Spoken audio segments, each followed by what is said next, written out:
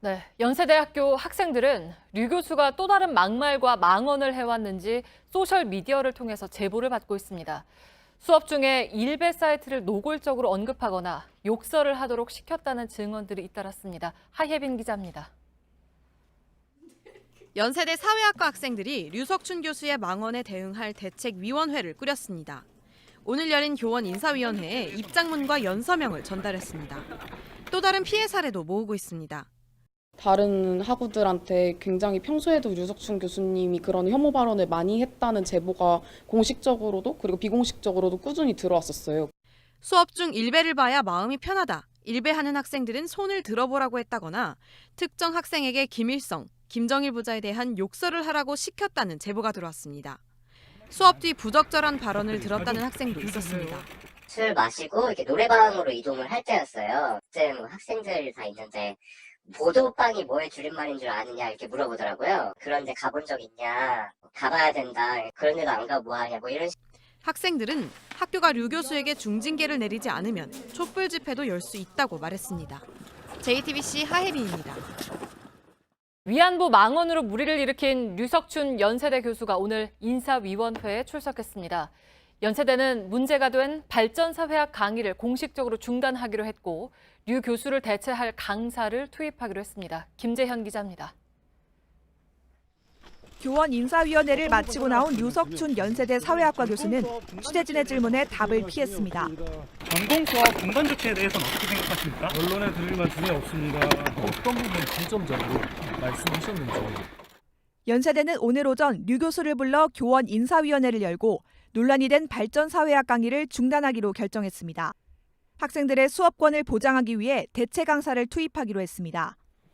지난 23일 위안부 망언이 논란이 된 뒤 발전사회학 강의가 긴급히 중단됐는데 오늘 이를 공식화한 겁니다. 통상 윤리위원회에서 비위를 조사한 뒤 인사위원회에서 심의하고 징계위원회에서 징계 여부를 최종 결정합니다. 연세대 윤리위원회는 수업을 듣던 학생에게 궁금하면 한번 해보라고 했다는 성희롱 발언을 조사하고 있습니다. 조사가 끝나면 교원 인사위원회를 다시 한번 열고 교원 징계위원회에서 징계를 결정합니다.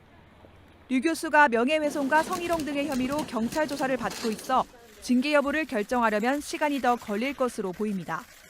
JTBC 김재현입니다. 수도권의 한 대학 교수가 일본의 침략 역사를 왜곡한 강의로 학생들의 반발을 산 것으로 확인됐습니다.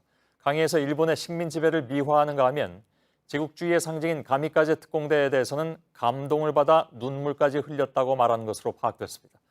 유선희 기자입니다. 지난달 25일 강남대 서모 교수의 강의입니다. 일본이 조선을 식민 지배하며 손해를 봤다고 주장합니다. 여기다가 이제 학교도 세우고 뭐 소방서 세우고 다시 댐도 만들고 전부 다 일본인들의 혈세로 30년 동안 조선 반도에서 일본으로 넘어간 돈은 단 1원도 없어요. 그러니까 일본 입장에서 보면 엄청난 바보아니죠. 수자만 잔뜩 해놓고 뽑아가지고. 오히려 우리 교과서가 역사를 왜곡하고 있다는 겁니다. 우리가 교과서가 좀 심하게 장난을 친 게 뭐야. 일본의 쌀을 스타일에 갔단 말이야. 여러분들 스타일이라고 하면 돈 안 주고 뺏어간 거잖아요. 잘 들으세요. 일본은 식민지한테 단 한 푼도 쌀을 수입을 했어요. 일본 제국주의 상징인 자살특공대 가미카제도 미화합니다. 제가 가미카제 특공대 기지에 한번 가봤거든요. 근데 거기 무슨 어디 있어요? 거기 이제 사람들 와서 이거 읽는데 다 울고 있어. 그리고 써있어요. 그 다음 날 죽었어. 학생들은 전공 수업이라 반발하기 힘들었다고 말했습니다. 근대 금융에 대해서 설명을 하기 시작하면서부터 그런 친일 망언들에 대해서 말씀을 하기를 시작하셨는데 그게 3주차 강의 동안 계속 취재진이 직접 이번 주 서 교수 강의를 들어봤습니다. 식민지 배상금도 줄 필요 없어. 전쟁 배상금도 줄 필요 없어. 개인 청구권을 하면 어떻게 돼? 일본이 더 받아서 왕처 더 많아. 원조로 가정된 일본 차관을 부모 지원과 비유합니다. 여러분도 마찬가지잖아. 여러분들이 나중에 이제 대학 졸업해서 이제 건전한 사회인이 되기까지는 여러분들 부모님이 여러분들의 강력한 보상 원도가 있습니다. 전문가들은 황당하다는 반응입니다. 정책을 통해서 제도를 통해서 결과적으로 토지나 쌀이나 혹은 뭐 문화재나 등등 우리가 가지고 있던 소중한 것들이 일본으로 넘어갔다면 그거 다 수탈이죠. 서 교수는 천편일률적인 반일 교육을 받고 있는 학생들에게 새로운 관점을 보여주고 싶었다며 일부 경솔한 발언은 사과한다고 해명했습니다. JTBC 유선입니다. 이처럼 왜곡된 역사인식은 유튜브 등 온라인을 통해서도 빠르게 퍼지고 있습니다. 망언의 수위도 그만큼 높아지고 있습니다. 반일 종족주의 저자 이영훈 전 서울대 교수는 류석춘 연세대 교수의 발언을 문제 삼은 학생을 패배자라고도 비난했습니다. 임지수 기자입니다. 반일 종족주의 저자인 이영훈 전 서울대 교수의 유튜브 영상입니다.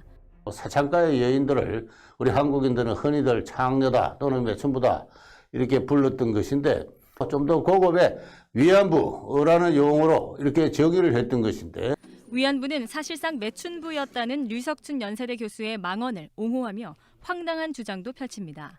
일본군 위안부와 1950, 60년대 한국의 민간 위안부나 미국군 위안부 어느 쪽이 더 좋았을까요?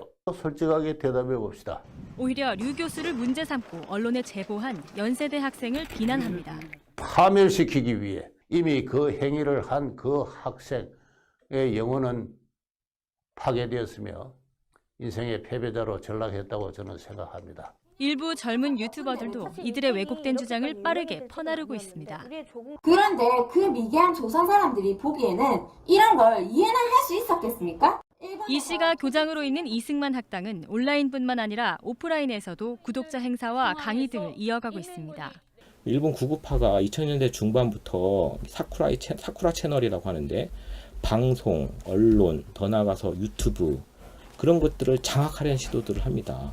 한국에서는 최근에 이승만 학당에서 만든 이승만 TV가 그런 역할들을 하는 거죠. JTBC 임지수입니다. 이 한일 갈등이 최고조였던 지난 8월에 한 고위 공무원이 지금은 친일을 하는 것이 애국이다라는 글을 페이스북에 올려서 징계 절차에 들어갔다는 소식을 저희 뉴스룸에서 전해드렸습니다. 문화체육관광부의 2급 공무원인 한모 국장인데 인사혁신처가 한 국장을 파면하기로 결정했습니다. 홍지용 기자입니다. 나 스스로 친일파라고 여러 번 공언했다. 지금은 친일이 애국이다. 일본인들의 사랑받는 상징인 우길기를 전범기라고 모욕하는 건 있을 수 없는 일이다. JTBC 보도로 알려진 문화체육관광부 한모 국장의 친일 막말 논란. 문체부는 지난 1일 한 국장을 파면했습니다. 근무 시간에 수시로 페이스북에 글을 남겨 공직자의 품위를 훼손시켰다며 인사혁신처에 중징계를 요청했고 지난달 20일 파면이 결정됐습니다. 파면은 공무원을 강제로 퇴직시키는 가장 무거운 징계입니다. 앞으로 5년간 공직에 임용될 수 없고 연금도 절반 수준으로 줍니다. 한 국장은 논란 당시 페이스북에 글을 올린 것이 사적인 활동은 아니었으며 감정적이고 무분별한 반일 선동은 좋지 않다는 취지로 해명했습니다. 파면 결정이 난 뒤에는 반일 선동 원전 피해기는 안 된다는 말을 했을 뿐이라고 입장을 밝혔습니다. 한 국장이 징계에 불복하면 인사혁신처의 소청심사위원회에서 다시 다툴 수 있습니다. JTBC 홍지용입니다.